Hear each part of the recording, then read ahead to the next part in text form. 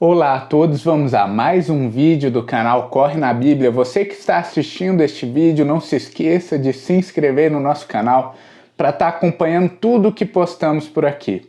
Hoje a gente vai continuar o nosso estudo em Jonas, hoje a gente vai finalizar o nosso estudo, a nossa exposição em Jonas, e a gente vai estudar o capítulo 4 inteiro.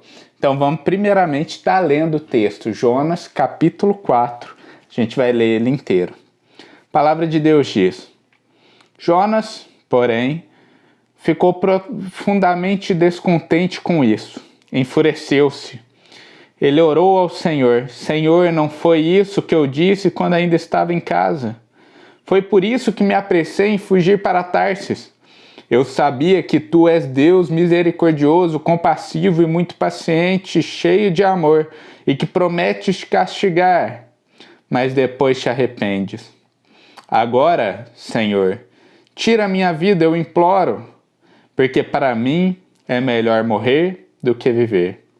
O Senhor lhe respondeu: Você tem alguma razão para essa fúria?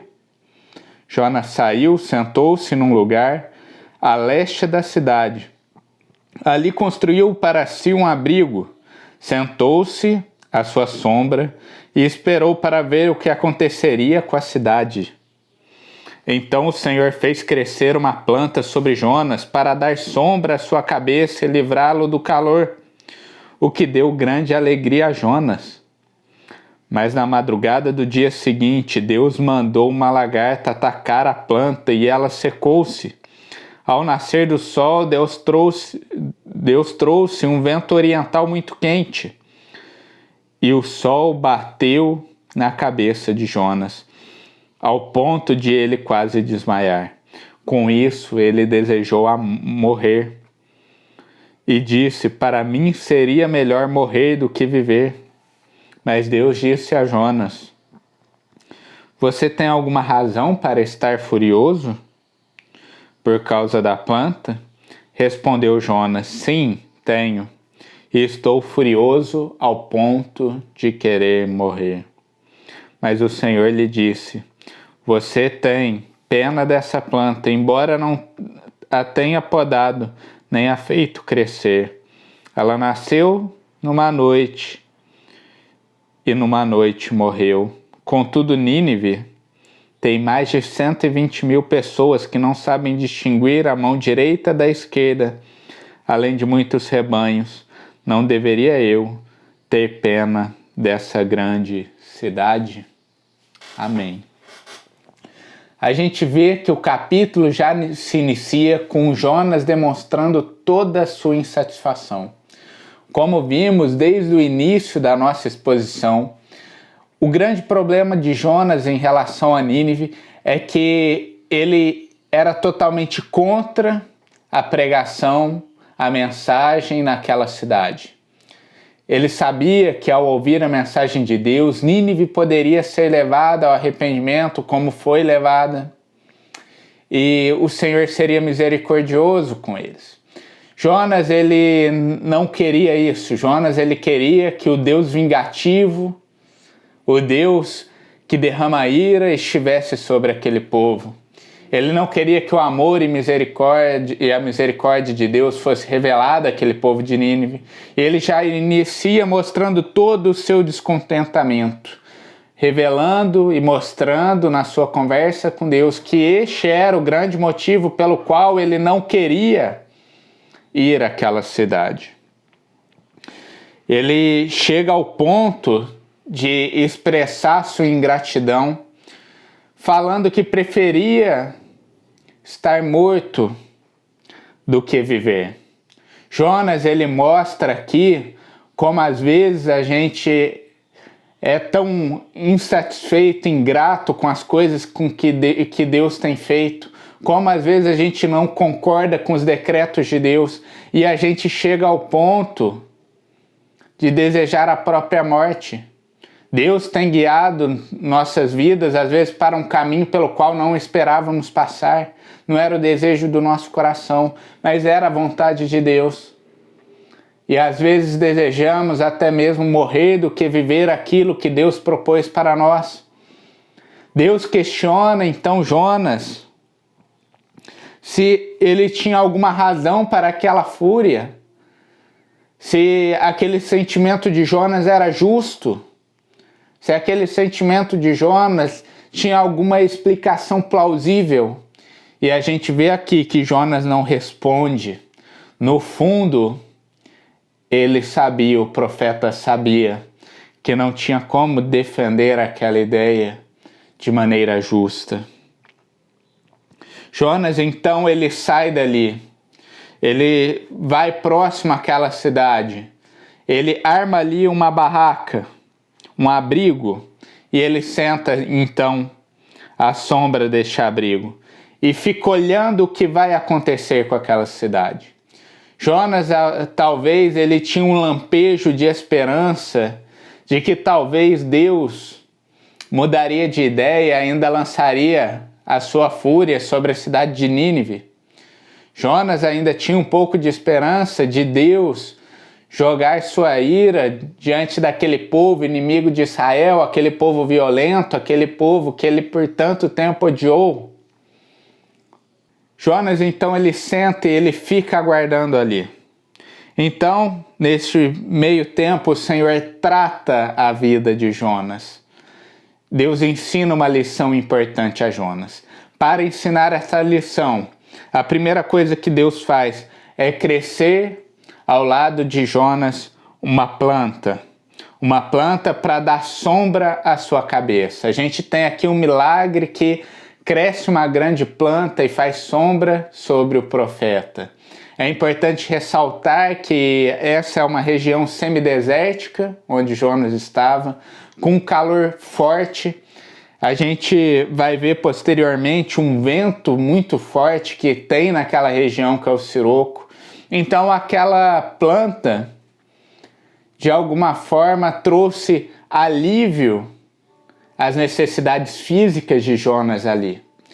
Deus coloca aquela planta e o interessante é que a gente vê que neste momento, lá no versículo 6, fala o seguinte: Deus fez crescer a planta sobre Jonas para dar sombra à sua cabeça e livrá-lo do calor, o que deu uma grande alegria a Jonas. Vamos parar só para pensar um pouco sobre isso. É interessante que em nenhum momento do livro, até o momento, a gente vê essa palavra alegria, esse sinônimo de felicidade extrema na vida deste profeta. A gente não vê Jonas alegre quando aqueles marinheiros foram poupados da grande tempestade e se voltaram ao Senhor.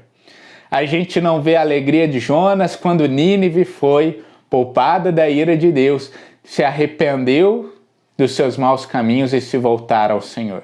E agora a gente vê Jonas alegre, porque uma planta surgiu ao lado dele, ali no momento de angústia dele.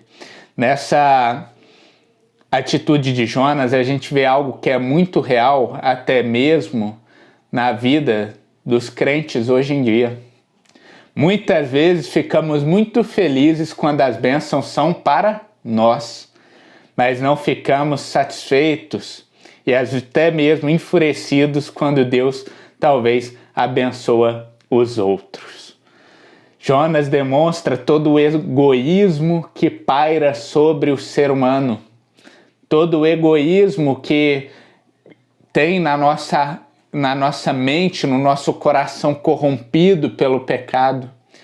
Tudo isso a gente vê aqui nessa atitude de Jonas, onde ele se alegra com uma mera planta e não se alegra com feitos maravilhosos que o Senhor fez por todo este livro que a gente estudou aqui.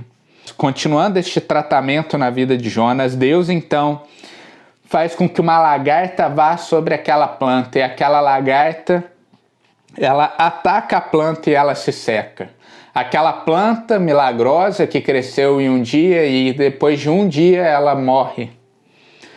E além disso, né, Deus traz então um vento forte, um vento extremamente muito quente, né? A gente tem naquela região um vento que chama siroco, que é um vento que vem acompanhado de areia desértica e que aumenta a sensação térmica. A gente tem nessa região este sol também que bate forte na cabeça do profeta, ao ponto daquele profeta chegar ao estado de quase desmaiar. E neste ponto, lá no versículo 8, Jonas novamente ele fala que preferiria morrer do que estar vivendo aquilo. Deus então repete no versículo 9 a pergunta a Jonas: você tem alguma razão para estar furioso por causa da planta? E Jonas dessa vez responde a Deus, fala que sim, que ele tinha razão, está furioso a ponto de morrer.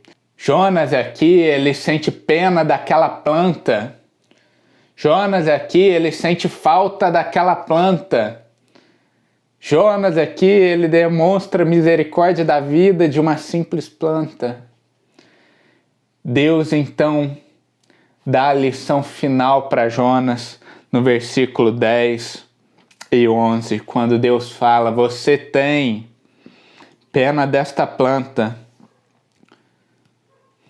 Contudo, Nínive tem mais de 120 mil pessoas que não sabem distinguir a mão direita da esquerda.